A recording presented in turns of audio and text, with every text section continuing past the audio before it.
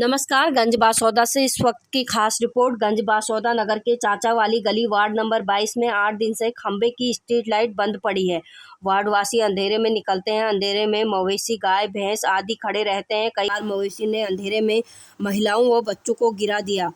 जिला ब्यूरो ने सांसद जोएब हसन को स्ट्रीट लाइट के बंद पड़े होने के विषय में अवगत कराया। वह आज सांसद की दुकान पर बाइट लेने के लिए पहुंचे, परंतु सांसद ने बाइट देने से मना कर दिया। कहा कि आज स्ट्रीट लाइट नहीं लगवा दी जाएगी, अभी स्ट्रीट लाइट आई नहीं है। परंतु आज तक नई स्ट्रीट लाइट लगी नहीं है, ना ही पुरानी को चालू किया गया है। इस तरह की लापरवाहियां वार्ड की गलियों में देखी जा सकती हैं। वार्ड में गलियों के साथ सौतेला व्यवहार किया जा रहा है। इससे वार्ड की गलियों के नागरिक, महिलाएं, बच्चे सभी परेशानी के दौर से गुजर रहे हैं। वार्ड सांसद को इस ओर ध्यान आकर्षित कर स्ट्रीट लाइटों को चालू करवाना चाहिए, जिससे कोई बड़ी घटना या दुर्घटना न घट सके।